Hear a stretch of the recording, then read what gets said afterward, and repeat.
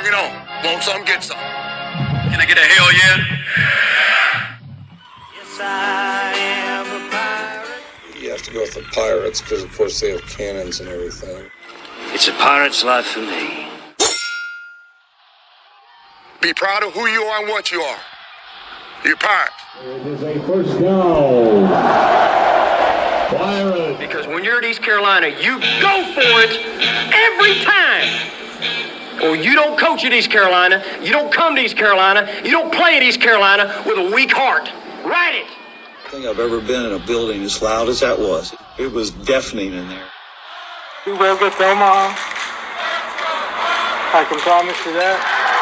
And it's purple all night long in Eastern North Carolina. You're watching The Sports Objective, the podcast for Pirates.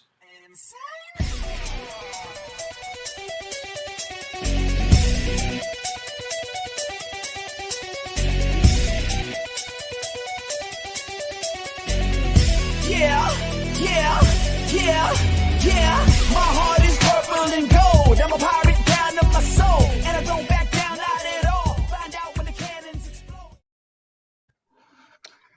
All right, welcome into the Sports Objective, and we are here tonight. And what a wild time. I don't know if I can hear you guys. I've been choking so much. Can I hear you? Oh, there we go. Okay. Welcome in. We're talking Pirate baseball. It's extra innings here on the Sports Objective. I am Dave Richmond. Ladies and gentlemen, a man with a plan all the way from LaGrange, North Carolina. It's Kyle from LaGrange. What's up? What's going on, Dave? I really don't have much of a plan. I did not watch any of the baseball games this week, so I really don't even know why I'm here. I will contribute and add comedy and some levity and talk about some other things, promote our football content that's coming up later this week, and let you guys discuss the games that were. All right, and we have Obi-Wan Kenobi from the great state of North Carolina via Aiden. We're talking about Coach Paul Hill. How are you, Coach? Hey, how you doing? Yeah, I'm going to try to stay with you before Scotty beats me up with this this hologram thing going on. But I'm doing great. Ready to talk some baseball. And the man that's in the house of nuts, Landon. How y'all doing? Coach Hill, are you AI today? Is that what that is? Yeah. I think he is, yeah. What happened is Coach got lost on a fishing trip, and we're really worried. So this is like the best thing that we can do. With It's great technology. We've studied Coach, his voice, his mannerisms, and everything. And we put it up there on the screen. I'm trying, Landis, really hard, man. I'm trying. Kyle, I'm trying. But hopefully they find Coach. It was supposed to be a 3-hour tour like Gilligan's Island, and he got lost at sea. I don't know what's going on. So maybe Coach, we'll see if it makes sense or not. So everybody that's watching and listening tonight, let us know how we did with our AI, with our technology. I think we did pretty well. We got his laugh down. We got his looks down. He doesn't have hair, so we got his Parker Bird hat on. See, he don't have hair. So we got that. He lost the hair yesterday in the wind. Man, it's been a tough weekend for all of us. Speaking of a tough weekend for the Pirates as the Pirates lose to Tulane 2 out of 3 games. We'll talk all about that. Kyle, I know that you didn't watch the games, as you said. However, been a tough season. And, we've got I'll tell you what. Let's do this first because I got a lot of grief last week from some folks. I shouldn't have said too much. But Cindy, hello, Cindy. She says, good evening. I was watching the episode where Kyle was talking about Brian Bailey. Kyle is on the money. Why can't we get Kyle on the board of directors? We need him on some type of board. And she says, I'm serious. We need Kyle because he doesn't mind speaking the truth. So Cindy, I appreciate that. I appreciate it, but I can assure you, Cindy, as you obviously are very smart, is a very smart lady. You know exactly what you're talking about, and have impeccable taste. And by the way, I don't know Cindy, but I assure you, I will not be on any kind of board for ECU. I appreciate you saying that, and the good news is, I kind of started that fire, getting it out there about Bailey. and people like Alan Thomas threw a lot of gasoline on it. And Bailey got his contract, and he is still going to be continuing on as part of ECU broadcast and has a brand new contract with Playfly. So we got it accomplished by everybody speaking up. And I think it's a good example of when you see something wrong, speak up and do something about it. I mean, you never know what your voice, Sports Objective, we got around 1,500 or no, around 1,200 followers on Facebook. And we got that out there. And but then AT, who, obviously everybody knows Alan Thomas, once he got behind it, it really got things going. And thankfully, Bailey got his contract with Playfly. But Cindy, I appreciate you saying that. No doubt. So there's the update there. So thank you, Cindy, very much. And Cindy, I think I would vote for him. I would love if nothing else, just so that to disrupt things and people would get mad at me, but I'd love to see a Kyle as a trustee. I think that would be hilarious because those people would be like, oh my God, what are we going to do now? I've got the perfect name too. The Equalizer. There you go. That's him. What I do is just say a lot of things that other people don't really have the guts to say or worry too much about, they're standing in the community and making people happy, and I really don't give a damn. So Cindy says, good. Thanks, Kyle, because I emailed that person. You said the email. Thank you again, Kyle. You are our voice. Yes, we need Kyle on a board of trustees. See, there you go. Kyle makes common sense.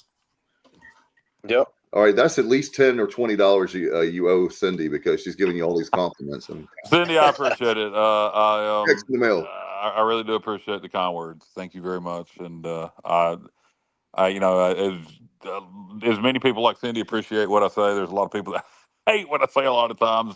I do think there was kind of a universal backing about Brian Bailey. I don't think anybody was disagreement with me on that. But again, Cindy, I really do appreciate the kind words. She said, laughing out loud, facts.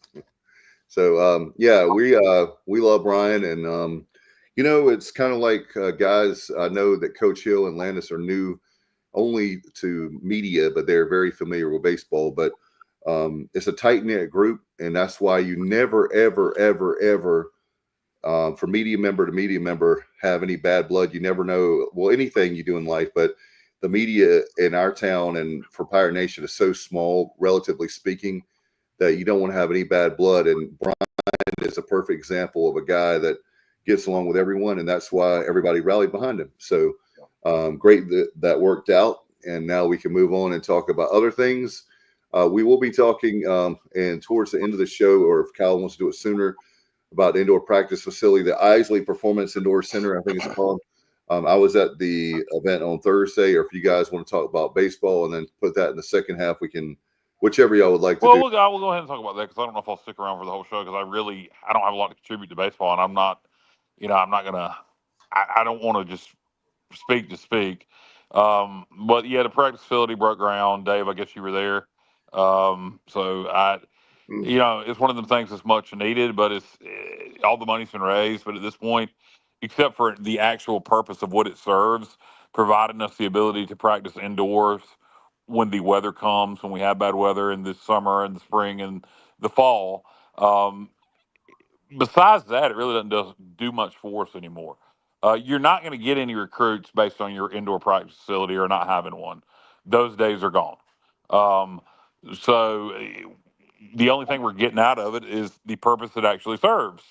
So from that standpoint, being able to practice inside is great. Although I would argue at times the fact that we still have to practice outside and other people don't is a benefit when you have to play in rain because we're not going to move the game into the indoor practice facility. We're not. But everybody has one. Yep. We should have had one 10 to 20 years ago. But now all that money would have been better spent going to NIL. But the money's raised, the facility's being built. So, I'm glad we're going to have it. It's just a little too late for it to serve any kind of purpose beyond what it actually is built to do, which is be able to practice inside. Yeah, it's to give you some facts, guys, for Coach Landis and Kyle. It's an 85,000 square foot indoor facility. It'll be a premier all-weather training hub for all ECU sport programs. And get this, we got the just for Kyle, 120-yard synthetic turf football practice field. It's going to have 580 tons of structural steel, 2,000 truckloads of dirt to build up the site. They're going to have a stormwater holding system capable of storing 320,000 gallons of water. This is one of my favorite parts, guys, and Kyle and I are on. I don't know how you guys. What's the point of that? I guess the structure, I don't know. 36 by 20 video board, the size of an average 3-car garage. They're going to have 6 20 by 10 garage doors, 8,000 square feet of wall padding around the entire field, 68-foot ceiling clearance at the highest point above the field. And they also have the LED lighting, scoreboards, clock, sound system, and custom graphics. I also know something I hadn't even thought about is, the with the goal. What is the point of it? I mean, besides having a facility you can practice in, I mean, what is the video board? The big what do we need a video board in there for? I think that's for the. Hold on a second. Well, I think it's because that's different ways of like whenever you have any kind of big events or things. In addition, okay, so to be used for other things besides practice. I don't know. Like I said, to me at this point, it would have made more sense just to spend the money and have a usable facility rather than all these bells and whistles because they don't matter anymore. Cindy says, "Thanks you for reading my comment. Me and my husband will be watching. Love your show and always your guest." Thank you, Cindy. So I want to get that because I'm going to talk more about baseball and indoor practice facility, and I wanted to get you in there. Guys, I want to get your thoughts on the I know Coach and Landis have been a lot to practice. You guys are baseball guys, and they talked about that if any other outdoor sport needs this facility, they'll be able to use it. So our Olympic sports, in addition to baseball, will be able to use this facility in December or January. If it's cold, raining outside, you can go in the indoor practice facility and get workouts in that you normally wouldn't. Now, Cliff would probably still do the outdoors some, I would think, but anyway. As far as I totally agree with Kyle. I mean, with the money issue, but it is very usable during inclement weather. And true, with football, you're going to play, unless it's just a hurricane or a blizzard, I mean, you're going to play football outside with the elements. Baseball is a little bit different. So with the universal of this facility for all sports, I think it's a good thing. As far as the inclement weather and things like that. Now, Kyle, you were talking about all the bells and whistles. I can personally tell you this. I've been to several of the, the Clemsons, the Ole Miss, and the SEC. It's a recruiting tool as well. I think, these kids walk in this nice facility with all the bells and whistles, comparing it to another facility. I think we get a check mark, maybe, So there's some positive things there, I think. But I agree with you. Could the money been used somewhere else more valuable? I don't know. I think overall, as a universal for all the sports, I think it's going to be a very beneficial thing. I really do. Yeah, and I think Landis bringing you in, I think it definitely won't hurt us. I think Kyle's point is that certainly now that we have that and we have the baseball expansion, I'm still trying to find out, guys, when that'll open, when that'll start. I'm not sure. I haven't heard anything on that. I was told if everything goes well, by the way, people are going to ask the question, so I already put it out there. October 2026 is when they're talking about having things done. So we'll see, or maybe 27, 2 years. I think it's 2 years away is what they're saying. I beg your pardon, Cindy. I believe it's it'll take 2 years for the indoor practice facility and about over a year for baseball. About 14 months is what I'm hearing, guys, for the baseball expansion. So just don't know anything about that. Oh, here, how about this, Landis? I'd like some love, but we have greetings from Florida. Order some of Landis candied pecans rather. Awesome. Wife loves them. See, there you go. Thank you. Yeah, I sent some out to Florida last week. So I'm glad y'all got them. I'm glad you love them. Thank you. Yeah, you can Hey, order online. Landers, you need to autograph. You need to put your autograph on the package. Can you do that? Yeah, I need to. I'm gonna autograph a little business card I put down. I'll do that next time. Okay. Cool. All right, cool. Tell everybody, by the way, while we have a chance, how they can get your pecans. Yeah, so if you're local around here, around Greenville, Aiden, something like that, you can call us at 252-341-6971 and pick up. You can get them at the farmers markets every Saturday morning. We're at Davenport Harvest Market Store on Impact Tollwest. Mike's Farm down in Beulahville. If you're a ways away, you can order them at BillysNutHouseCandyCompany.com as well. Yeah, those are all the ways you can do it. And you can follow us on Facebook. All that right there, and as the summer's coming around, they taste great on the beach too. We were eating some on the beach today, so yeah, go check us out, y'all.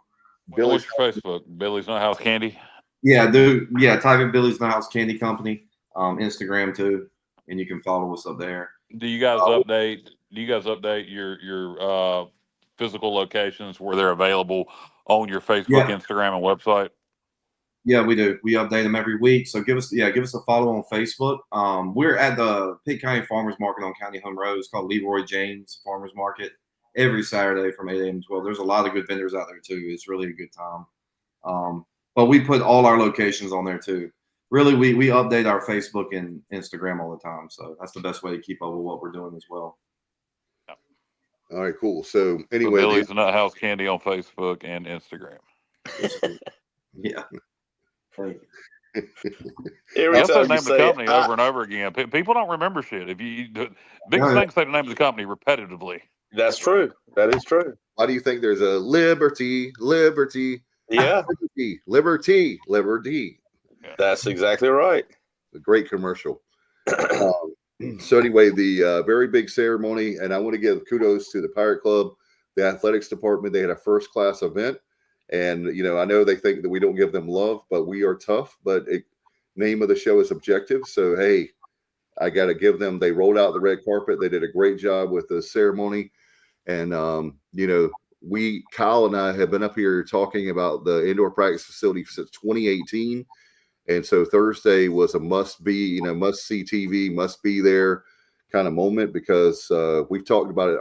In fact, Kyle and I are at the point now where we're like, we're tired. Yeah, it doesn't matter anymore. The excitement's gone from it. That was kind of my point about the indoor practice facility. It as like Coach said, it used to would have been a recruiting tool, and I guess for maybe high school kids coming in that maybe ain't going to get NIL coming straight out of high school, it still is. Right. But now the biggest recruiting tool is money. That's right. I mean, that's why just to me, besides the purpose that that it's functional for to keep you practicing, and when there's inclement weather.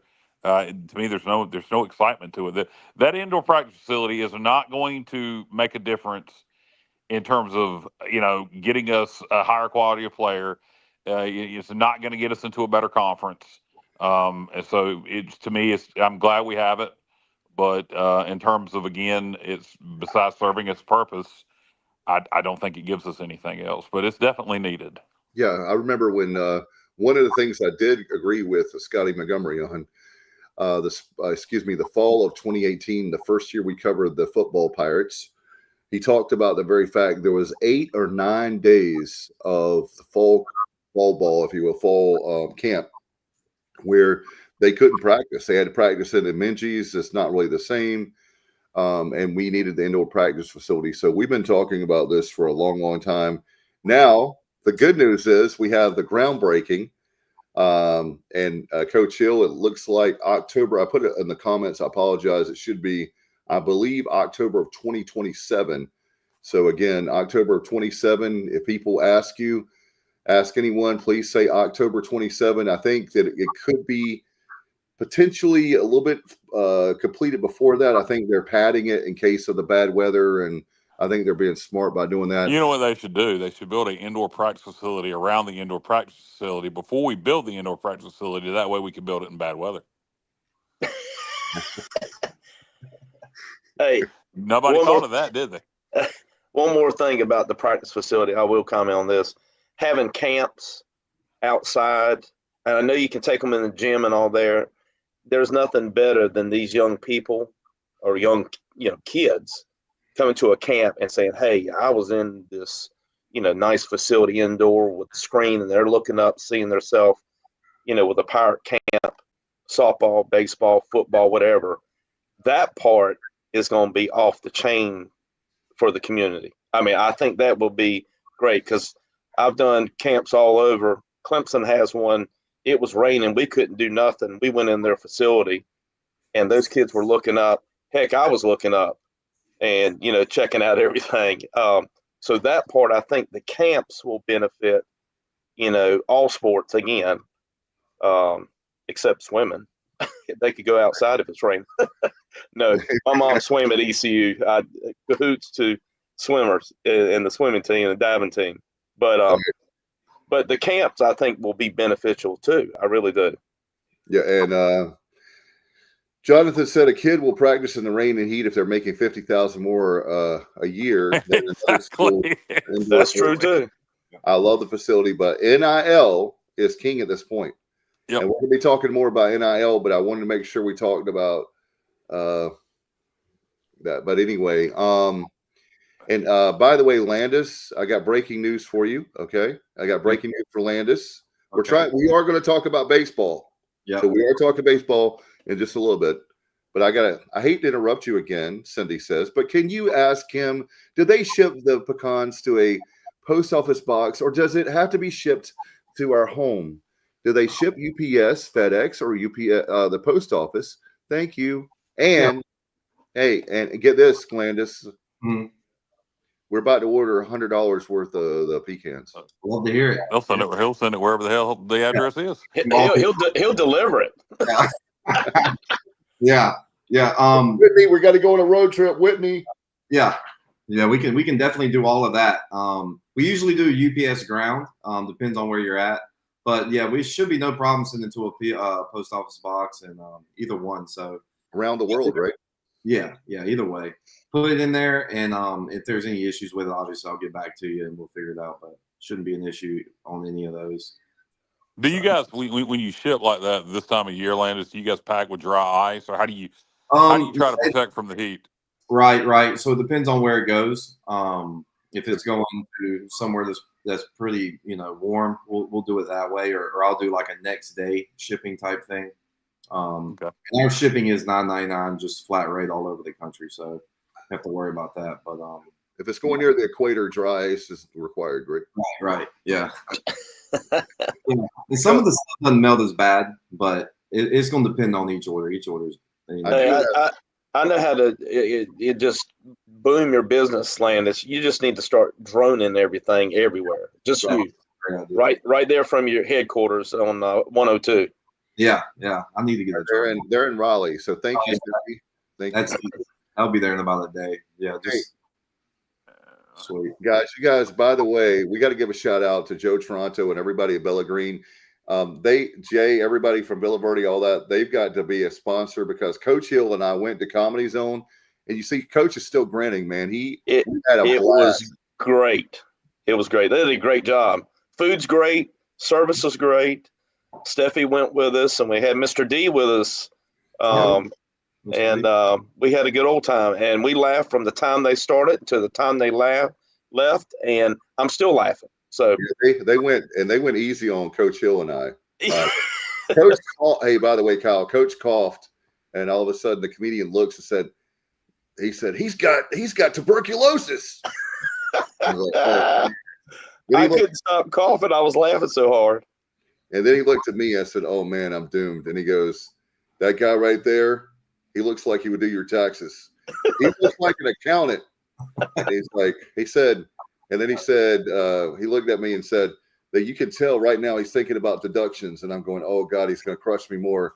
And then he got distracted with another beautiful lady. Thankfully, there was a lady from Ecuador that I missed out on, I missed out on him crushing me really bad because he looked over to his left. You missed out on the lady from Ecuador, Dave? No, she was married or had a boyfriend. So. Well, you missed out on her. So with this comedian doing what is very popular right now in stand-up comedy, in fact, it's almost becoming a trope, is audience interaction. Was that his thing? He did both. It was like there were ladies that were sitting up at the front that made the mistake of sitting up front, and I won't say I can't say every like topic wise he was talking about because it's a family show, but definitely keep in mind he made it very clear at the very beginning that everybody was going to be offended. So if you're offended, and there were some people that left about halfway through, but a young couple, like college kids, left and maybe halfway through his routine. But make sure, I'll just give a PSA for everybody. Use the bathroom before the comedians, because if you have to go to the bathroom, they're going to crush you. Don't show up late to a comedy show. Don't leave early to a comedy show. That's right. There are certain rules that you have to go. And the number one thing is don't sit up front. I know Coach was like, God, you sit up way too close. But look, I had a beam line right to him. I'm surprised we didn't get crushed even more. But the guy in front of us from South Carolina got hammered. The ex-boxer or wannabe boxer. He looked like he had a mullet like Jake the Snake Roberts. And the actual stage has like ropes around it. And I looked at Coach. I said, God, it looks like a WWE ring. And sure enough, he said, "Oh, you look like a former wrestler." And he was, oh my God, he was crushing him. He was just like laying into him. And there was a man sitting beside a woman. He thought that was the husband, and the husband was 2 seats from her. And it was hilarious for like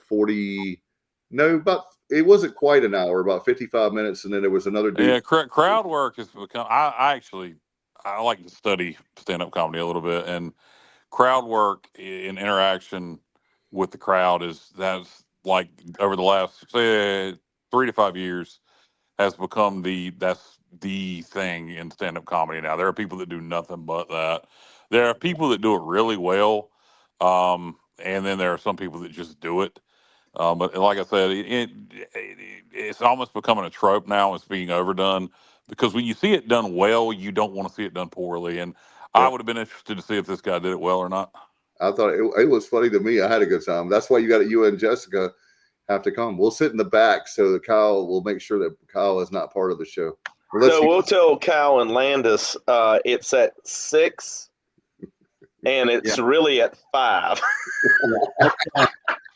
Did anybody try to roast him back at all? Did anybody from the stands try to roast him back? The back? Not really. They were interacting with him, but I wouldn't say it wasn't heckling. No, I wouldn't go. I wouldn't go toe to toe with him. Go ahead, Coach. No, I wouldn't go toe to toe with those guys. Those guys were good. They were good.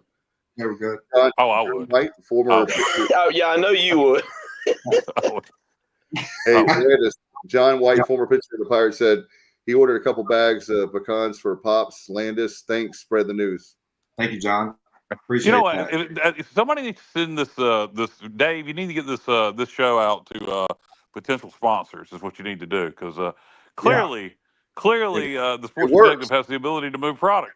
It's proof right here. Right. Hey, Dave, can I give a shout out to my son, Trey Hill?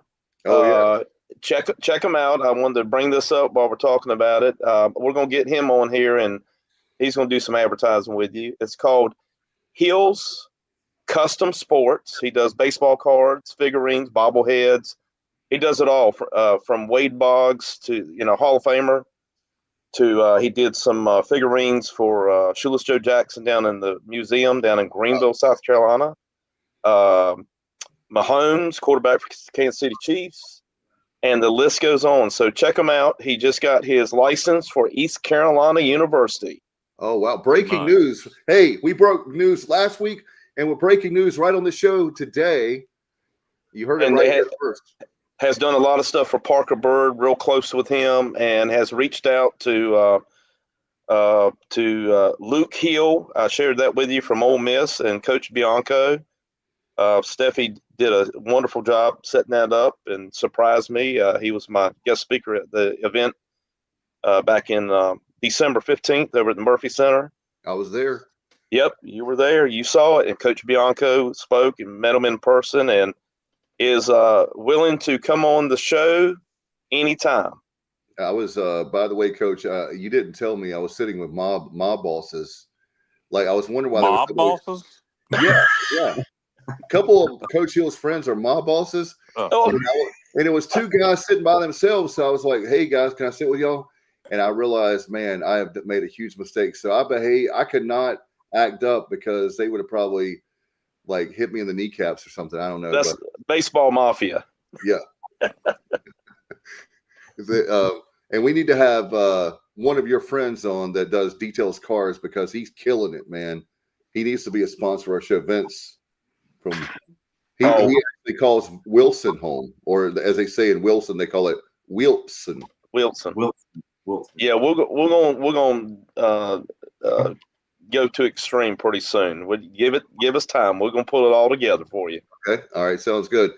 And here's our good friend Waylon. What's up, Waylon? Oh, look at that! Hey, I love Waylon. He said, "Hey there, guys. It was a crazy weekend. You know why it was crazy? Because I show up today and I only heard the cannon out there in the jungle fired twice because we only scored 2 runs. We'll be talking about that. I promise. Waylon and I graduated from high school together. Waylon's a cool dude. You're the man, Waylon. John White, he puts Billy's Nuthouse Candy Company.com. Thank you, John. You're the man, John. There you go. Late night TV radio voice here for you. Right here, John. Says, has any of our football players been drafted? I know Rajay got drafted. He went to he had the unrestricted. Rajay didn't get drafted. He signed. He got invited to their rookie mini camp. Yeah, you had several go to the camps. Parker Moore, yeah, correct. To the Giants. Revel. Revel got drafted. Was it third round? Third round, I think. Yeah, I believe so. Third round to the Cowboys. I love you, Revel. So, yeah, Revel got drafted, and then we, like Rajay and a couple other guys are going to rookie mini camps. So, Rajay's a guy that he gives so much effort. I would, I know with running backs, this is a deep running back class, but, Rajay can make an impact on somebody's practice squad, if nothing else. Yep. Just because of how hard he's willing to go every damn down. So I wouldn't be surprised to see Rajay make a roster. Yep. He's got a lot of talent. And I'll tell you what, he's now back at full speed. It looks like last season, and of course that bowl game. The state fans can't even stomach that. And look at what month it is. So if you go back, we're not going to. We'll get to baseball problems. We're in a little football heavy early, but. If you look back, not just the bowl game, but you go back to that North Texas game, the Tulsa game, that whole second half of the season, there was several games we would not have won without Rajay. Go back, particularly, everybody knows the bowl, but go back and watch that North Texas and that Tulsa game, and without Rajay Harris, we wouldn't have won those 2 games. By the way, John White says Winston Wright to Tampa minicamp. Can he make a practice squad? I think Winston Wright definitely can. Yeah. Will he? I don't know. It's hard to say with receivers. That's another position. There's so much talent, but he definitely can. I saw somebody post the other day that the average UFL salary, I think, is $65,000. So if you're a high caliber FBS football player, you're going to make more in college now, as we said today, than you will in the UFL if you don't make the NFL. As crazy as that is. That's a very good point. That's a very good point. Stay 4 years, and then for 10 or 15 years, you can get multiple degrees. Justin Butts, he's looking forward to heading out to Kansas this weekend. And so Wichita, you going to the Wichita series, I guess. That's what that means. And let's see. That's great. All right. From the coaching change, we changed the offensive philosophy and attack teams more after that, Waylon says. Good point. We definitely well, and another thing about Raj, with speaking of Rajay, with when Coach Houston was shown the door and Harris let John David Becker run things the way he wanted to on offense, right. If you would notice the way we would use our running backs, go back and watch those games. Rajay would go away for large chunks of the game, particularly in the second half. He would sit out a large portion of the third quarter, and then Baker would put him back in the fourth. And he did that quite a bit. And I don't know if people noticed that or not. because Raji picked up so many yards. But there are multiple series in every game, particularly in the third quarter, where you won't see Raji, and then he'd go light their asses up in the fourth. So I would expect a very similar strategy for whoever our top back is this year. But I really like the way John David Baker used the running backs once he was able to take full control of things. And it looks like next week or this coming week, we'll work on having we're having a football show, right, Kyle? Yeah, Thursday night. We're gonna, Dave. Don't forget, do a little housekeeping note. This won't be live tomorrow night, but me and Dave will be recording with Brandon Simmons tomorrow night. Brandon knows our new strength and conditioning coach, which still has not been officially announced that I've seen. He he knows him very well, and so we're going to have a nice conversation with Brandon about our new strength and conditioning coach. He is very big on him. And he was a assistant strength coach here when Brandon Simmons was a running back here. So we'll record that tomorrow night, and that'll be out Thursday as we do our full football preview. It'll be me, Dave, Matt Semenza, and then we will have that pre-recorded interview with Brandon Simmons. So look forward to that Thursday night. We're going to plan on going live about 8:15 Thursday night, and we're going to recap spring ball, look at needs in the portal, look at incoming freshmen that still haven't reported. Talk about where we are good, where we need depth. And then, like I said, we'll have the interview with Brandon Simmons where we really get into our new strength and conditioning coach and what his thoughts are on him. And like I said, he speaks very highly of him. And we also have a man on the street question is if the coach of his philosophy, right, Coach, and Landis, if his philosophy, if he incorporates pencil rolls. So we'll find out if he does that or not. For Kyle, it'll be for Kyle specifically. Hey, I do want to give a shout out to the ECU football team. All season long, Coach Harrell has sent out ECU football players to Grifton School where I teach at. And I want to give a shout out to Noah Perez, the kicker that I had mentioned to you guys. And Landon Lewis, he came on in December from Croatan High School, middle linebacker, inside linebacker. Anyway, they were both in my classroom talking to 3 classes, and I just want to give a shout out to them, Coach Harrell and staff for making an impact to this young Pitt County students. So thank you very much for that, and they have done it all season. All right, that is very cool. Like Blake Harrell a lot, and it's going to be a great I'm going to be positive. It's going to be a great football season, and we'll talk more about that on Thursday night. We will have a really good offense.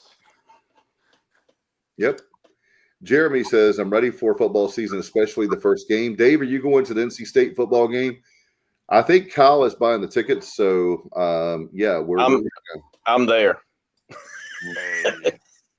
Yeah, I'll be watching that one on ESPN. I love the bowl game.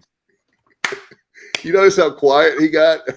He doesn't have a big enough truck to take his batteries to throw out there. Oh, that's right. He has them stored inside the stadium, and when they get there, it's like me going to a game at Carter Finley. I don't want to deal with that. So I don't have the patience for that.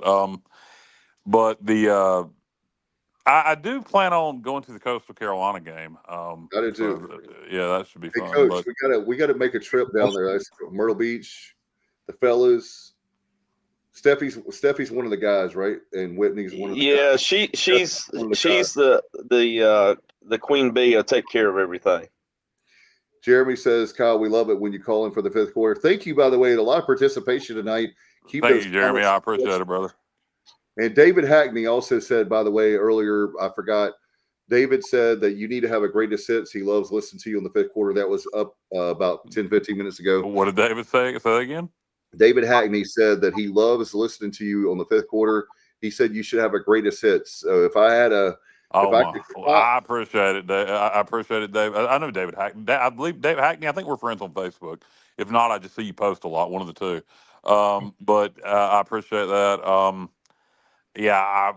I'm normally in rare form on the 5th quarter, and there's some times here on these post game football shows I probably said some things that have got me in trouble, but I appreciate the kind words.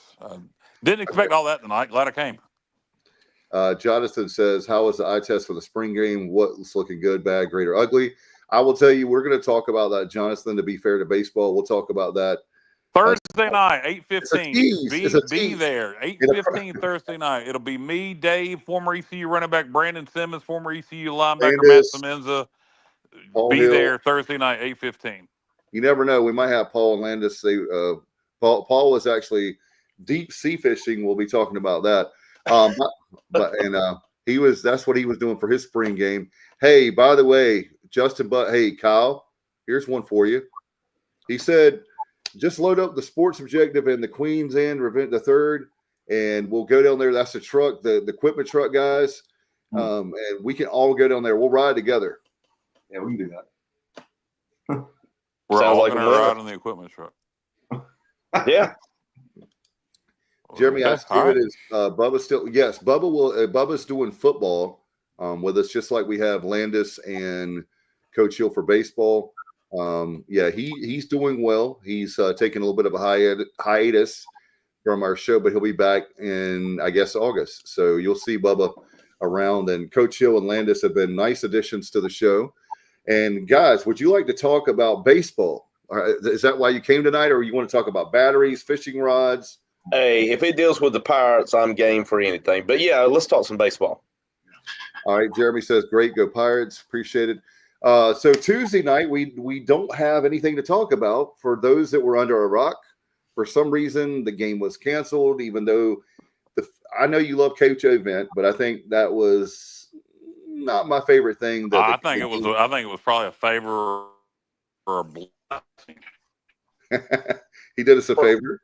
For who? For the Pirates. Well, I will comment this. State baseball team is very underrated. They're number one in the ACC, by the way. Yeah.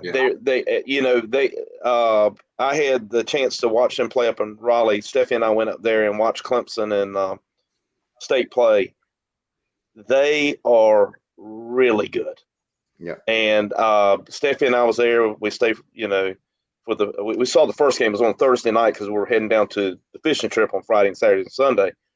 And I was there and I talked to the Clemson crew. I know them very well through Jack Leggett, and Coach Avant and I and Parker Bird all got inducted to George Whitfield's Baseball Hall of Fame back in January, Coach Whitfield was there at the game as well, and talked to him. And he and I were talking pregame, and we were just commenting that Clemson's a great baseball team, but NC State have all the weapons, and these young guys have stepped up. That freshman that went 5 for 5 that game was unbelievable. But I just wanted to comment about NC State. And Coach Avant's a great coach. I mean, he's a legend. John White, former pitcher for the Pirates under the Dr. Gary Overton era, says State has no holes on their team, playing as good as it gets right now. John, you're right. I have to say that I heard that State was going to be good, but I didn't know they were going to be this good. So it wasn't like that I took them for granted. And I think that we're all right. I think that they are. We couldn't take Elizabeth City State for granted at this point. I think State beat us, 4-1? Was that what it was? 4-1 in the week? No, they didn't play the game. No, at home. Yeah, it wasn't as bad. Yep. Yep. All right, so here we are. We're going to talk about no game on Tuesday. So then there was a game on Friday. And Kyle said he missed the game. I think a lot of people missed that game, and I won't make any other comments, but literally all of a sudden, I've got the game on and I'm working at the Snack Shack. I'll give out that great plug for our business downtown Williamston, where we have Billy's, we have the pecans there. They're selling very well. Thank you, Landis. Anyway, I've got a 75-inch television, fellas, 75-inch TV, and I've got my Pirates on. I was jacked up, ready to go.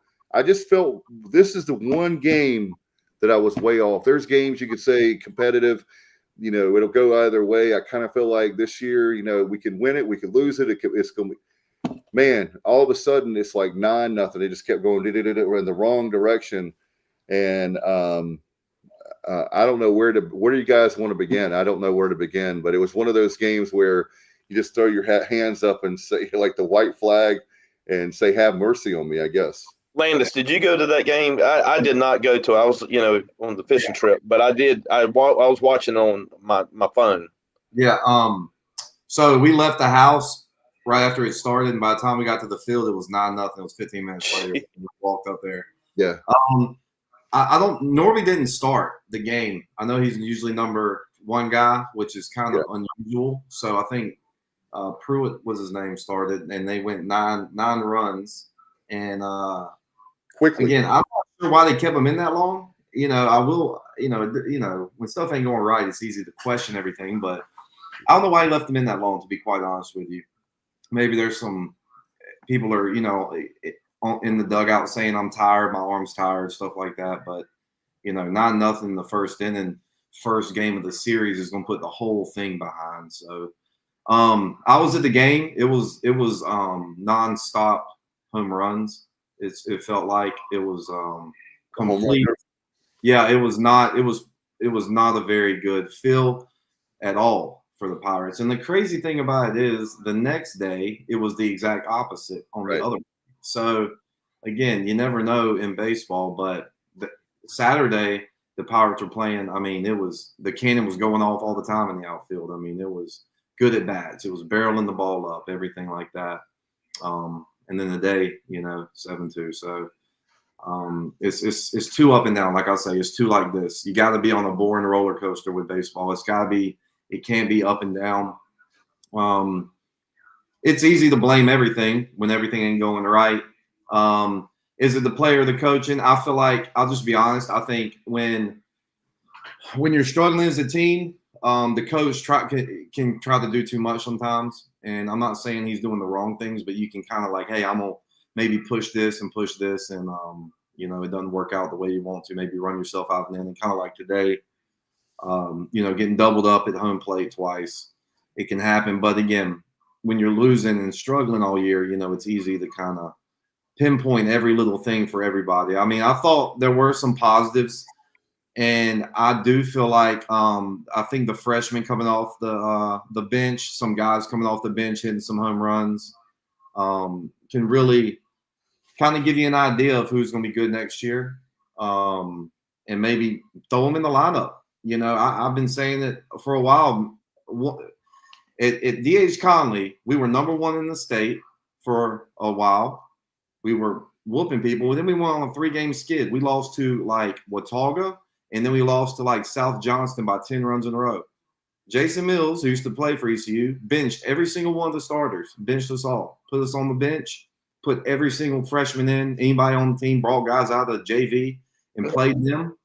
And the next thing you know, we get back out there, we got a fire under us. So I just feel like there needs to be some switching of the lineup up, guys not really producing, doing that. And again, it's easy to say from up here. I've been in the fire before. Coach Hill has too. It's easy, from the stands to point out everything. But if it was me, I would put in the Jack Herring. I would keep him playing. He's hitting .302 now, 2 home runs. I mean, he came up with a bomb. I would mix it up in the infield. I hate to say it because I know it can be a struggle out there. I've had seasons where I've struggled all year and you can't figure it out. But you're making a bunch of errors in the infield. You're going to have to maybe put them on the bench. It might fix it. Might wake them up a bit. So, yeah. Well, see, the situation we have now, and it goes back to what Kyle's talking about, is NIL money. And you've got this kid over here, you're paying X amount of dollars that's not producing. And you got another kid that's practically getting nothing. You feel like it's kind of like a scholarship. You feel like, hey, I want something in return. But I am 100% back in what Landis was saying. If they're not doing the job and routine plays and they're just riding out, and we don't know behind the scenes. And I got all the support for ECU baseball and Coach Godwin and crew. But if they're not doing the job, gives somebody else a shot in there. And the worst thing is they're getting experience. And the best thing is they want to go out there and prove themselves that they can do what the starters are doing. And sometimes you might find 1 or 2 or 3 gems hidden in the rough. Yeah. And you just need to polish them a little bit. And next thing you know, they're glowing, like the rest of them.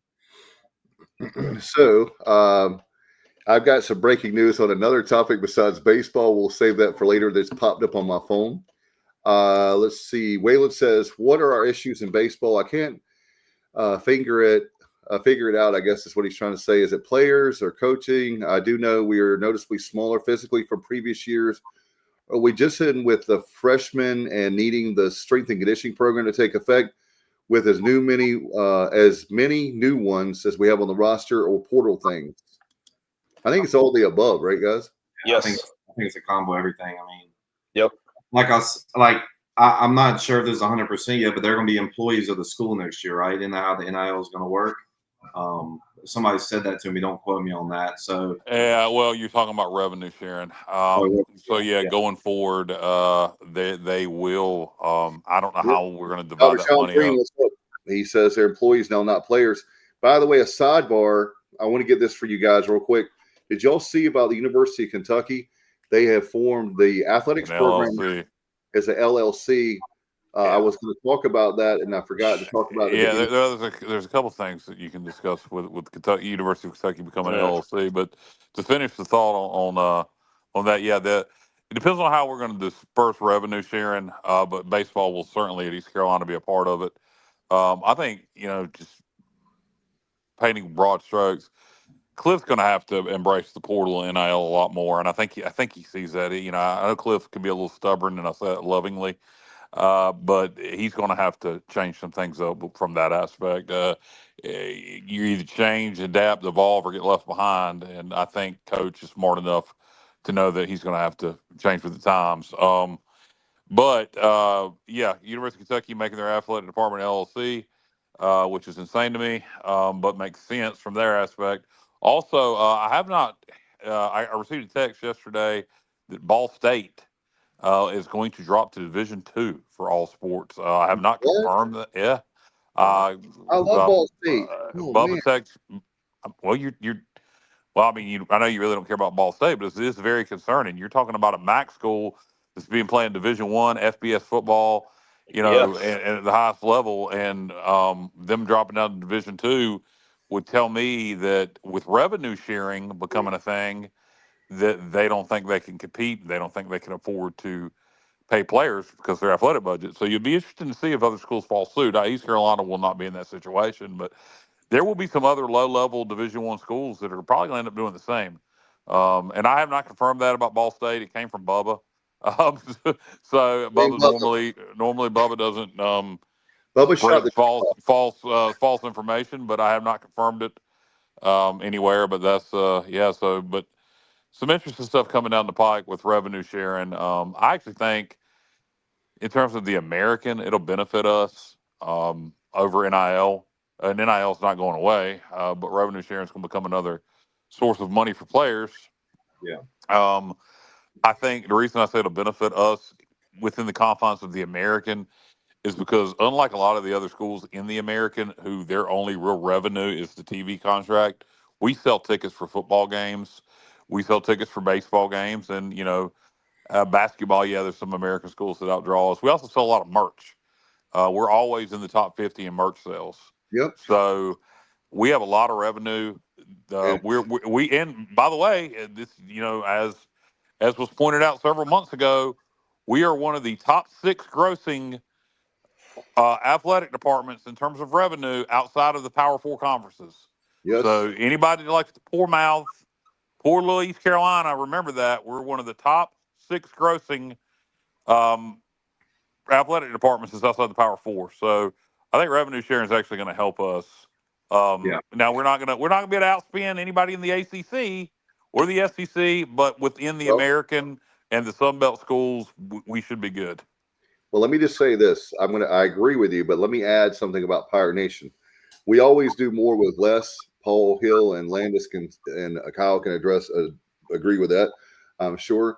But I tell you one thing, what's going to happen is people that were like me in July of 21. I told the story many times when we were in our group chat talking, the show chat back then, and I was pouting for that whole week when NIL. When that came and I said we need to put all money towards NIL right now. Yeah, and I agreed with you. I agreed. We were already in the deal with the indoor practice facility and all that. But let me just say this: I realized quickly, as Landis and I have talked about off air too, that we could hold on to it's like, hey, Kyle, the old hippie. We can hold on to the old, or we can grab onto the new. I love the new sucks, but you're going to have to embrace it for the meantime. Yeah. It's going to get reeled in. It's going to have to, and I'm gonna drop out here in a minute, guys, to let you guys get more in depth to a baseball discussion, and I'll be back for the baseball show Thursday night 8:15. But baseball show or football rather.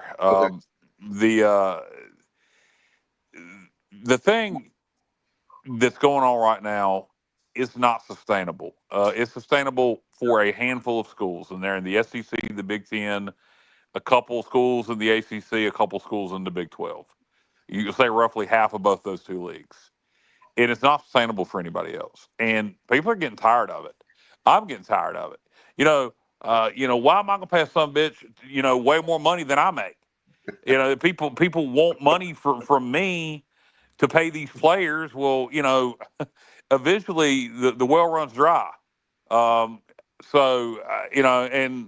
you, as much as I love East Carolina and will continue to love East Carolina, continue to give it NIL because I want to see ECU be successful.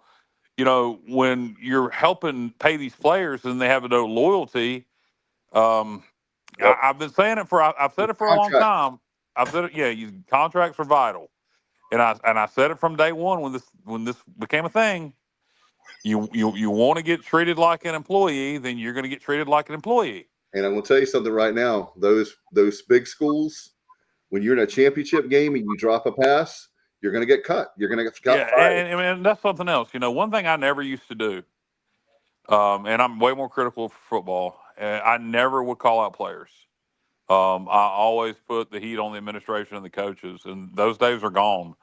Yep. Players are free range for me now because you're taking my money. If you take my money, if you take my money, I will criticize your ass. So see you during football season.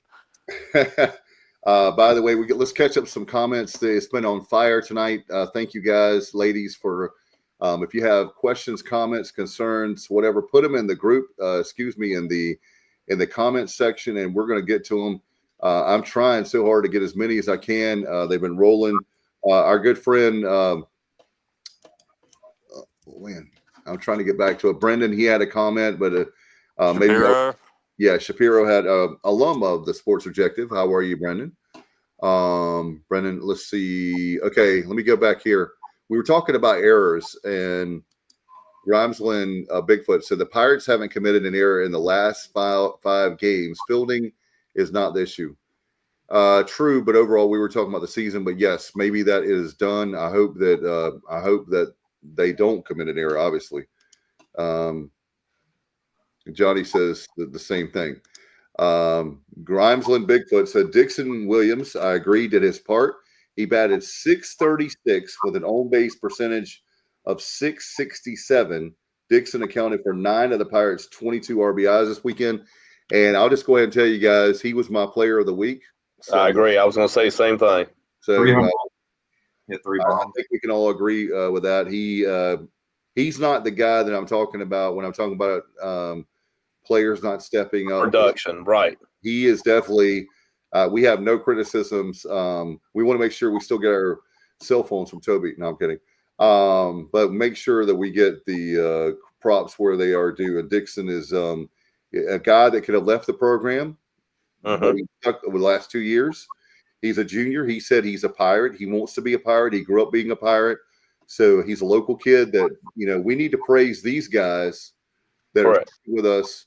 And sometimes you don't coach, and Landis and Kyle, sometimes we hold on to players that don't want to be. If you don't want to be here, bye. So sometimes they can be a cancer to the program as well. John Bream, he said a text he sent today. I think this weekend we really started to get an idea of how things are going to go. Big schools are going to start getting private equity and incorporating smaller schools like Ball State, and lots of other schools are going to go down to a lower level of competition. Honestly, it makes sense. Dixon, yeah, there we go again about he did his part. Waylon says, we will need the casual fans to step in and help in NIL and the Pirate Club. They're not mutually exclusive. Well, we got to do a better job, and that comes from the top. And by the way, one thing I'm not clear on yet: is Pirate Club going to be a source of revenue? Is that going to revenue sharing? That's what needs to be officially a part of the athletic department. But then you could do away with NIL, and you just have one place to donate money. But what are you saying about the casual fan? It's true. We're going to have to be creative, though. I don't know, Dave. I know we've talked about this in the past. There may be some legal reasons why we can't do 50-50 drawings at the stadium. You like at the bowl game, they did a 50-50 drawing, and somebody won like $50,000 that night. Yes, which means there was $50,000 raised for the bowl. If we could do that at football games, do 50-50 drawings, with an average attendance in the 40,000s. Let's say we have 40,000 people in the stadium. If we can get 10,000 of those to buy a raffle ticket, at whatever amount, you can raise a lot of money every game to go towards NIL. That's ways to get casual fans involved.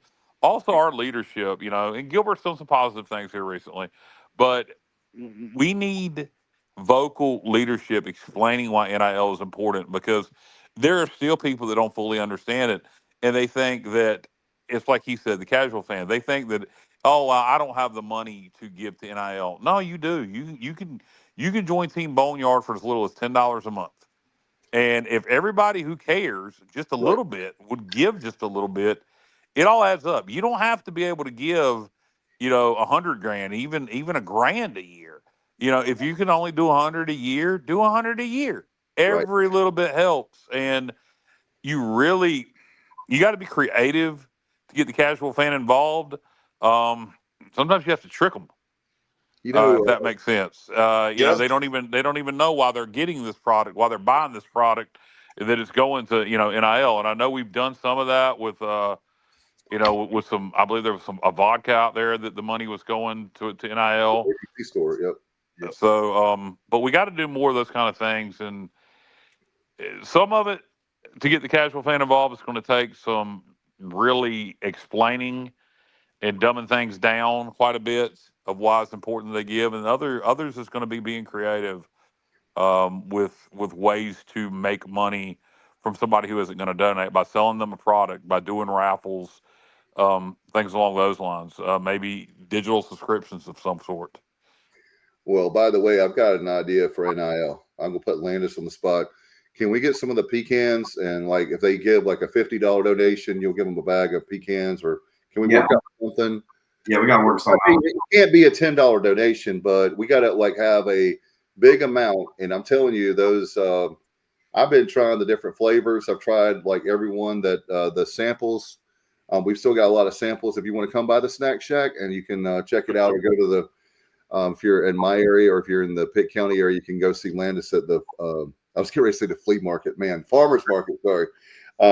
But anyway, check those out. It's really good stuff. And but speaking of it's like this, and we're not going to be political, but I will say, as far as fundraising part of politics, one of the game changers in the last 20 years is being able to give $5, $20, $10. I want to give this money to the candidate, but I just don't have, the thousands of dollars. No, Kyle makes a great point. If you have a candidate X, I'm not going to get into politics. I'm not doing that. I'm just simply saying fundraising is the same if it's politics, sports, 5, 10, 20.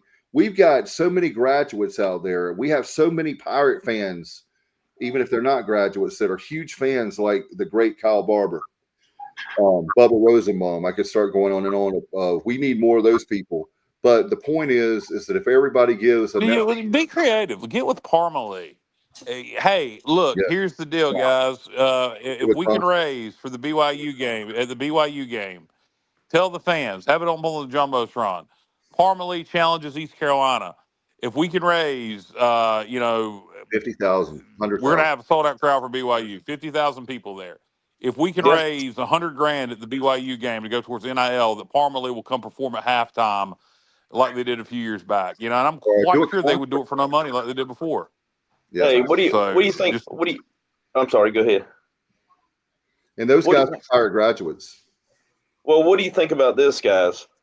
When I donate my money, I personally would like it to go to this sport, that sport, or whatever. Now, we've got all players involved, women's athletics, men's athletics. Why couldn't they come up with something? Contract is a must. That we've got to have that. We've got to have it at some type of 2 to 3 years worth. Yep. Something. Absolutely. I totally agree with that. But why couldn't the fans out there, whether it's $5, $10, donate or have a fund to that exact player? Just like if I'm alumni and I want to give exclusively to baseball or Kyle with football or whatever, I'm just using those examples. Why can't those fans do that? I think it would. You can actually you can give the as far as the collective is concerned with Team Boneyard. I know you can give specifically to a sport. I am not, but I don't. I agree with you on that. I don't know. For people out there that do know, help me out. But I don't think that I don't know the answer to it. They don't have that yet. But you can give directly. It's a thought, though. You sort of can. We had a couple players a couple years ago when NIL was in its infancy. Come on the podcast every week, and we gave them $25 an episode. It was NIL. So from that aspect, you can. I think in those situations, Coach, there has to be a proof that there's some kind of exchange. Right. So there is ways you can do that. You got one right now. Landis, you can get somebody to be like an influencer and talk about how good your pecans are, and then we can. Put Billy's Nuthouse logo on the uniform out there. No, but I mean seriously, there if Billy, if there was, let's say Billy wanted to help Dixon Williams out, Dixon could, he could sign a contract. It's real simple, just really nothing to it, and Dixon can, just promote, literally just, say, hey, Billy's Nuthouse Nuts on his Facebook page once a week, and he give him $100 a week to do that. Well, so there's ways around to do that. Here's another thing you can do, just like Kyle was talking about alcohol.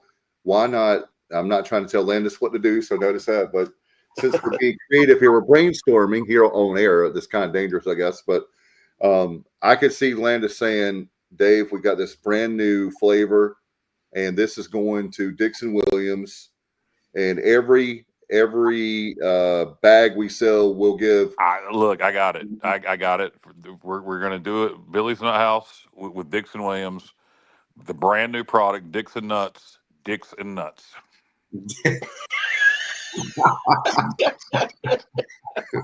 They won't forget it. That's for sure. It's like Liberty Insurance. Yep. Perfect fit.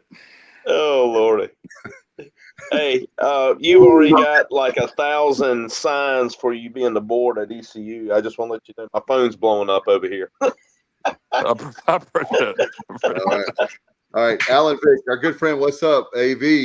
He said this team is the textbook definition of young and inconsistent. We've been so fortunate and spoiled for so many years in baseball. This is pretty much the law of averages finally catching up with us. This team may catch fire and win the tournament. That would not surprise me at all, like seasons that happen to everyone. And it's our turn. Do I like it? No, but I'm not shocked. NIL is a completely different subject, but just the performance on the field, his team is Jekyll and Hyde this team. Yeah, it's been more Jekyll here lately. Or Hyde. I don't know which one was the bad one. It's Doctor. I guess whichever one was the bad one. Mr. Hyde, right? Yeah, I guess. I don't know. It would surprise me at this point if we got hot and won the conference tournament. But I believe in Coach Godwin. and I believe he could get these guys going. I think he can get them as far as they can go. The question is, how far can they go? And Waylon says Kyle is nuts. Appreciate it. No, but you're right about that. You're right about that, Kyle. And what I was going to say, Alan, to add to your point, what it is that a lot of these guys that we bring up, the freshmen, that we kind of like let in a little bit, they've kind of been thrown to the fire. And so because of the fact that we had a mass exodus last year of NIL. So it's not that we're criticizing Cliff. Trust me, I'm a huge fan of Cliff Godwin. I don't want people to think this show that we're anti-Cliff. We are not. We've praised him since the beginning of the podcast and before that. And got us back. Yes, we're back to where we need to be. And Kyle, mysteriously, he's the ghost now. Not the goats, but the ghost. I did have a subject matter I wanted to talk to you guys about. I sent it in a group text. I saw, and I think some of y'all saw it. I saw Jake Hunter today. He's got a mustache to die for, like 1970s. I can't talk about the topic I want to, but you can just imagine in the 1970s and people with mustaches, and they were in some films. Anyway, so it got me on the topic. You guys are baseball guys. I'm going to put you on the spot, kind of, if you didn't pay attention to the group text. Give me a few guys that you have. Okay, he's gone. Paul, he said he can't hear us. So Kyle did. It's that internet connection. Yep, it's the AOL dial-up stuff. You got to. Didn't have enough batteries. Yeah, exactly. He's been throwing them at the game, so he doesn't have enough. But anyway, I lost my train of thought. What were say it again? Mustaches. Oh yeah. So give me like 3 or 4 of your favorite all-time. If you want to say college, is fine, but maybe pro baseball players have the best mustaches. I hit my button. Raleigh fingers. Raleigh, yeah. There. How about Goose Gossage? Yep, that's a good one. Dennis Eckersley had a nice mustache. Oakland A's, yeah. Yeah, we had 2 there. Who else do you guys have? Anybody else? Help me out with the best baseball mustaches. Rod Beck. Let's see. Zach Agnos. Okay, thank you. That's a good one. And who else has one? And we'll get back to Waylon. Waylon's got a good point, and John White. There's a few that I got to get to here, but if you guys have some more, I'll tell you what. Whenever you guys think of the baseball players with great mustaches, just put them up there. Is that Al Roboski? Jeff Collins. Thank you, Jeff. Yeah. Here's an interesting point, Mr. Coach Hill. I'm going to throw this at you and Landis. John White, Pirate baseball, no starting rotation identity hurts. Relievers starting, starters to relievers. The mixing up every week is not a good thing. The mindset on starting and relieving is way different. So I want to get y'all. I thought that was a great point. And John was a very good pitcher for the Pirates, so I trust his opinion. Yeah, that's what threw me off about this weekend starting Pruitt on Friday. Like, pitchers, like we talked about before, in anybody really gets in a routine, and when you throw that off, it throws everything off. I mean, if you're used to pitching every Friday night, your whole week revolves around 6, 7 o'clock on a Friday preparation. So not knowing what you're going to do, and actually, I think I was talking to somebody about this. I think it was Whitney actually. She was asking me, starters and relievers. And I'm like, really, it's harder to be a reliever because some guys like relieving and some guys like starting. But relievers, most of the time, they don't know when they're going to pitch, or they kind of have an idea, or they're not sure how long they're going to go, who they're going to go against. So it's harder because you're not as prepared.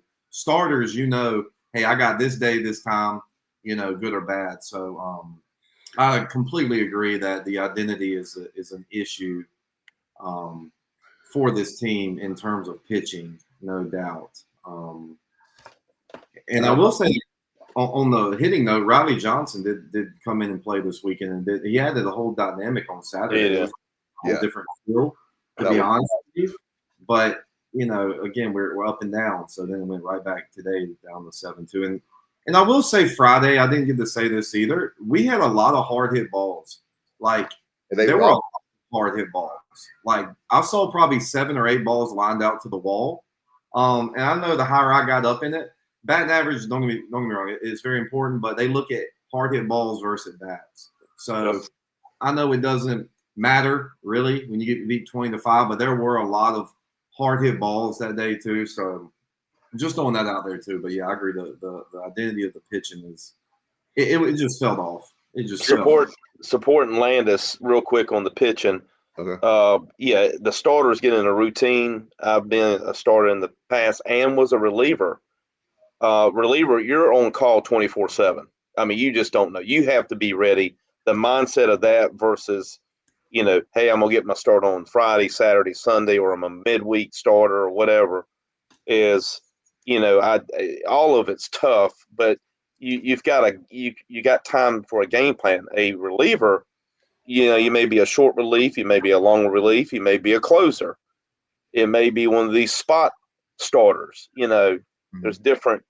And through the season, you may become a starter, you know, from a reliever for, you know, your performance out there, and you can handle that. So I agree with John, you know, him being a pitcher too. I totally agree with that. And Landis was talking about hitting real quick. Some of the hits we have had are hard hit balls like he's talking about. And this game is won and lost by inches. And you're talking about a hard hit ball, you know, 2 inches to the right. And then you multiply that times 20 hits that were like that in the past 2 weeks. Ball games could have gone extremely different. Yeah. And the momentum could have gone and closed the door on the other team. So I don't know who it was earlier that was commenting about this team could roll, you know, win the conference. And I totally, you know, it is not over until the ladies say, I mean, seriously, you know, winning the national championship in 1989 is a prime example of what they're talking about. By no means, Cliff Godwin and crew are we saying that it's not going to happen. Not on this show. We're just saying right now it's like Landis has been. It's kind of been up and down. You have seasons like that. You have to work through that, and I think they're doing that. But the pitching, you know, was a little odd. You know, Landis was at the game and brought it up, and you know, there's reasons why he did that. We don't know everything behind the scenes. You know, we're not the coach. We support the Pirates and stuff, but a little different. But and being consistent, like Lance is talking about, you know, it really, in my view right now, it depends on what ECU baseball team shows up to the ballpark. From this standpoint, we're 2/3 of the season done. And people ask me all the time, and Coach, we talked about it.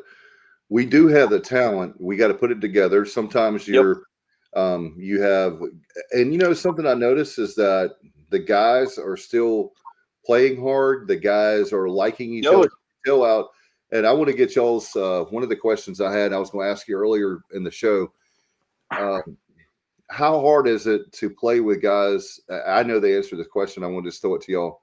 How hard is it to play with guys you don't get along with? You stole their girlfriend, or they stole your girlfriend, or whatever. Look at Landis smiling. Have you done that, Landis? He was the master. No. Okay. No. Well, it just depends. The really good ones can just kind of, you know, you don't want to make it too personal. You want to just stick to business and get the winning going, because at the end of the day, you know, that's the goal. I have been on teams where that happened. And I will say, actually, when I was in pro ball, when I was playing, something happened between two players, and the guy who was the instigator of it, I would say, he got released. They released him. Wow. When kind of got personal stuff got going. But in terms of playing, it happens. If you got a good team, you kind of just channel that to the other team. You know, if that happened to you, if the pitcher took your girlfriend, I mean, yeah, I guess you have to figure it out sometime. How can you do that? I don't know. Maybe maybe he's doing you a favor. That's true. Waylon has I want your take on this, Coach. This is a pitching thing. He says pitchers have a cocky mentality. It's inherent and necessary. He says, I'm better than you mentality. They, being a pitcher, well, we were always called non-athletes because all we did was run from the bullpen to the mound, and we got a lot of heat from that from the other ball players because, they thought all we did was, threw a few pin or down there in the pen a few times and hit a couple fungos and go take a shower. Those guys, a lot of pitchers are a different breed. I mean, you have the bulldog, you have the finesse pitchers. I mean, they're all different breeds. And I would say, overall, most baseball players have an air about themselves. But I can tell you with this NIL money, and I hate to bring it back up, if somebody's getting 50,000 over here, Dave, you're getting 50,000. I'm over here, and I'm getting 1,000. I'm gonna have a little problem with that if I'm out there producing as much if you're not producing.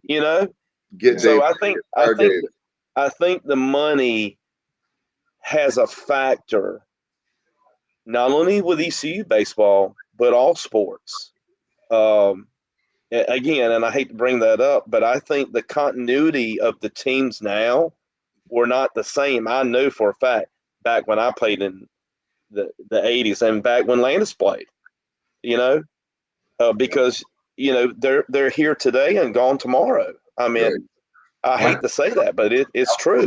Chemistry. How can you do chemistry when you got a guy that he's here with you and all of a sudden, in fact, we brought up a great point about Zach Root. He's killing it at Arkansas, but he was with us last year and just an amazing left-hander, and he's gone. And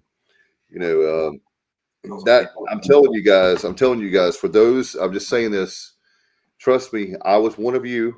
I was converted after about 3 or 4 days of sulking about, oh my God, we're going to have to play players now. Yes, you are going to have to play players because at the end of the day, Coach Godwin has to have players that are the studs, the dogs. Absolutely. As the athletes like to call each other. We got to have the dogs. We've got to have the studs out there. And no offense to anybody on the team now. There's a lot of good players, but absolutely, they're good. If you want to see the Alec Burlesons of the world, I'm not picking on Burley because I like him a lot. The Burleys of the world are never going to come here anymore if we do status quo. So what you're going to have to do is not only the big donors, because we can't go to them enough, but the small, like myself, I'm doing at least $23 a month for baseball. That goes a long way. The guys at Team Boneyard, I will tell you, if we can get a whole bunch of state and obvious, a whole bunch of people doing $23 a month, that's what Netflix keeps going up. If you just cancel Netflix, or pay the same amount you're paying for Netflix, you can definitely, or Hulu, whatever the streaming services. There's services I don't even watch enough. I probably should cancel. But anyway, that's what you got to do. If you want the Pirates to be the top 10 program, the top 5 program that we are, that's what we've got to do. So, by the way, on mustaches, a win who's in Florida says Catfish Hunter, absolutely, from Hertford, from Clemens County. He was unfortunately a ALS victim. We lost him in the fall of '99.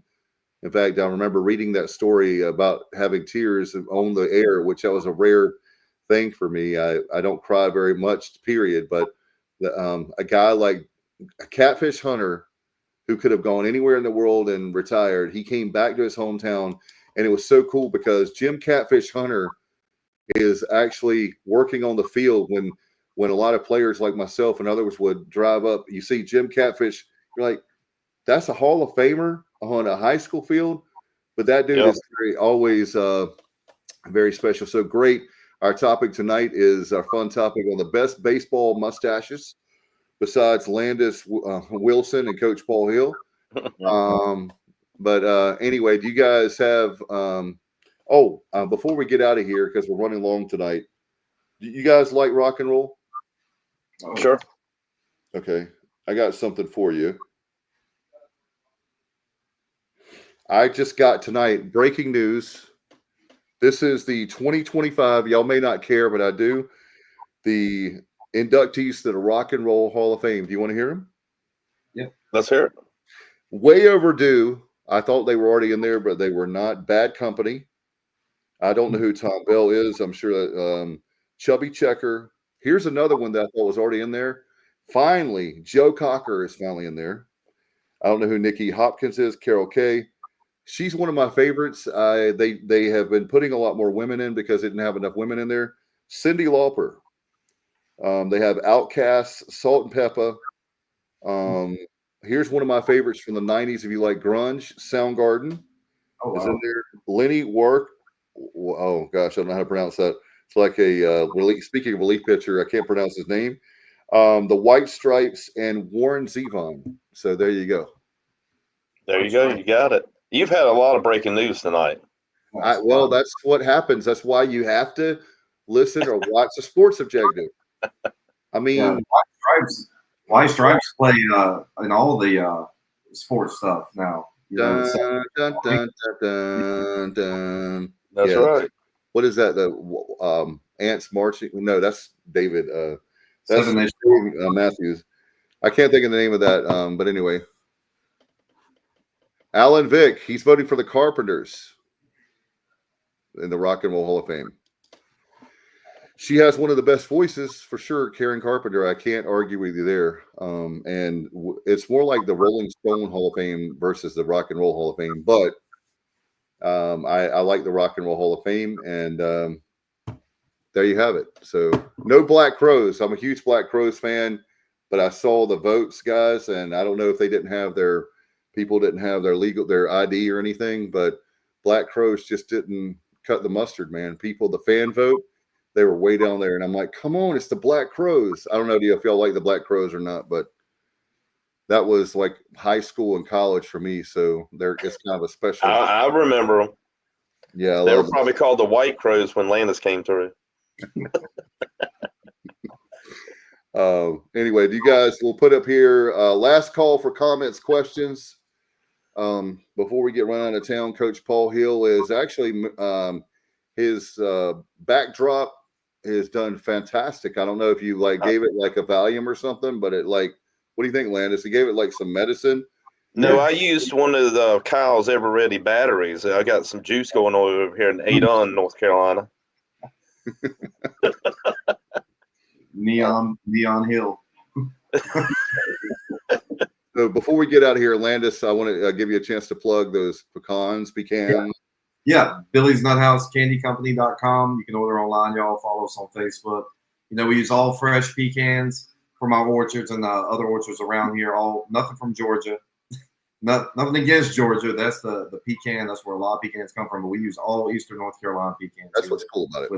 Local. Yeah, it's all. We don't do it. We don't take anything from anywhere else. So that's what we do with that. And we use Ghirardelli chocolate and vanilla on everything as well.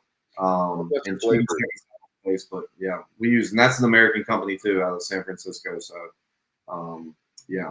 So, do you like Landis, for the potential customers and customers now, them stopping by and talking to you, stop by and see and kind of your production and stuff? Yeah. Coach Hill's been out here a bunch at the farm. We got 116 trees. The orchard is really blooming right now. So it's really started the growing season. We got machines that shell them out and everything. And, pecan season is usually end of October to February, where we're doing a lot of shelling and stuff. But you got hay rides, horse rides. He's got a beautiful setup. Oh, Landis, wait a minute now. You haven't brought up he is now doing bear sightseeing tours in his backyard. Tell him about that real quick. Yeah, we got some big bears back there. I got a trail cam back there where it looks like the wildlife preserve back there. We got big bears back there. I never see them too with my own two eyes. Never see them. I hate to burst your bubble. That was me and an outfit that night. I thought it was Kyle. Well, I tell you, Kyle was the daddy bear. I was the baby bear. Oh man! Speaking of breaking news, I do have one thing before we get out of here. I'm very excited. I think I can announce this, so hopefully you guys won't mind me announcing this. But I wanted to let everybody know we've worked really hard. We've been doing this show for over 7 years, over 1,000 episodes, and we're working really hard on a brand new, I promise, a brand new website. We're going to have where we'll put Landis's where you can a link where you can get his the pecans. We'll have t-shirts, hats, all kinds of cool stuff. We'll put it up there, but we're working really hard behind the scenes. I finally have, you guys saw it. I want to get your first impressions of it, what y'all thought.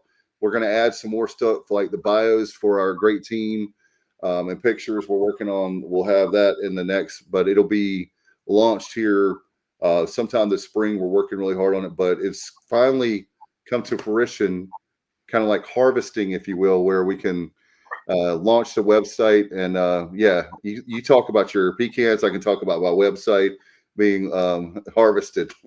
Right. But what were y'all thoughts on it? What did you think about it? I thought it looked great. Yeah, it looked awesome, Dave. Yeah, I like the kind of the setup, and I know that's what you're working on behind the scenes, and you've done a great job. And I'm honored, and I know Landis goes along with me for allowing us to be up here and be part of something very special. That you guys started this 7 years ago. So March 1st.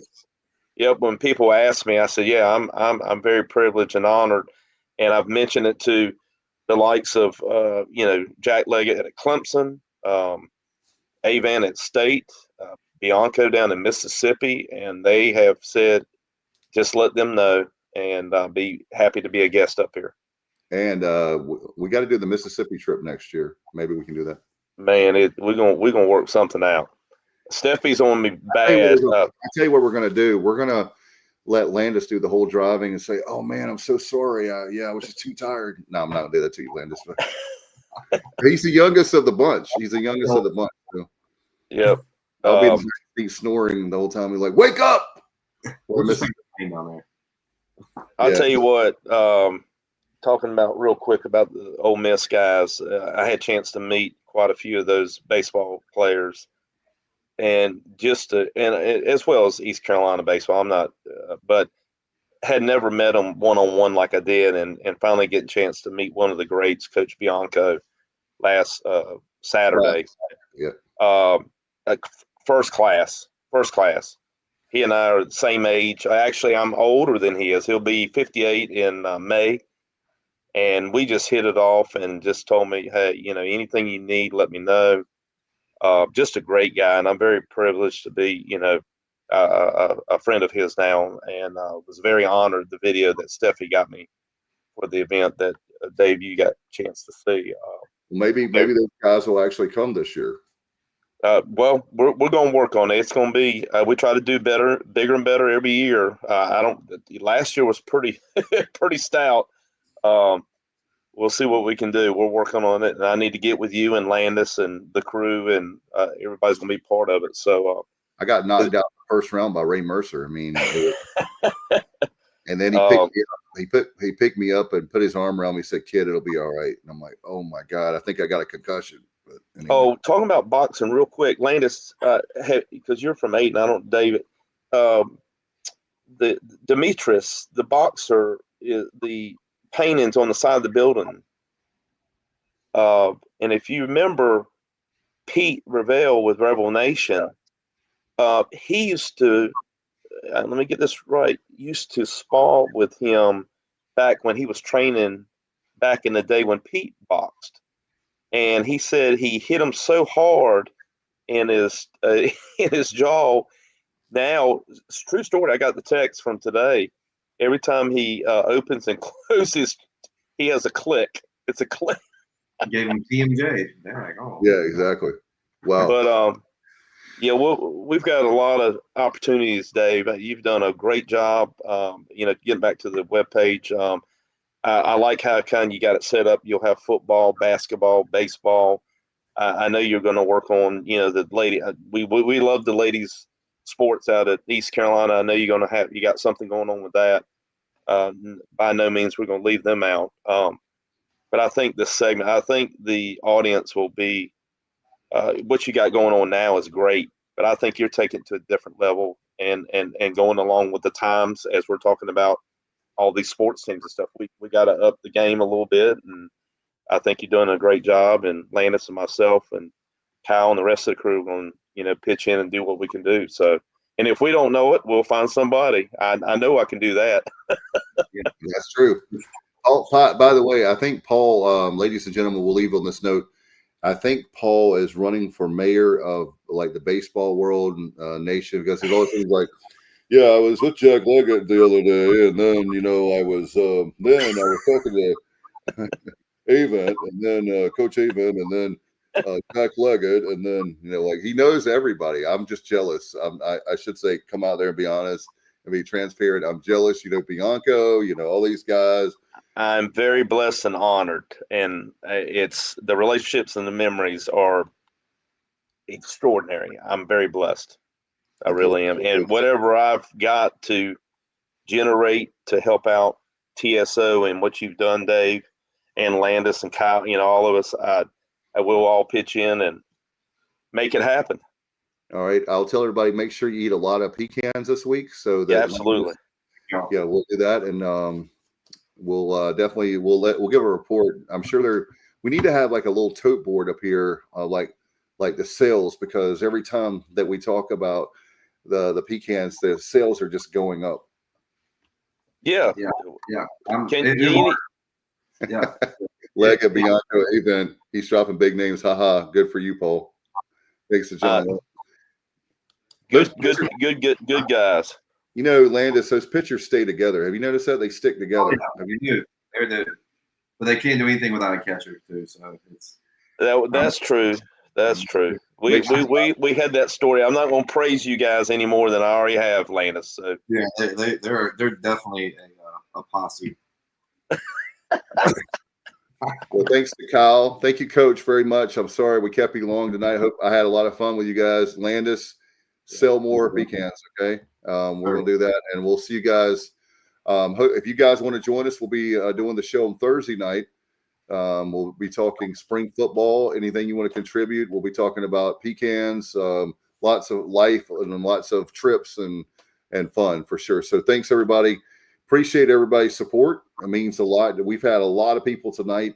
One of the best shows we've had in a while. So I want to give props to it's the listeners and the viewers that make this show. If we don't have y'all, we have nothing. So thank you so much. That's true. We'll see you. Thank you. There's extra innings here on the Sports Objective. Good night, everybody. And as always, go Pirates.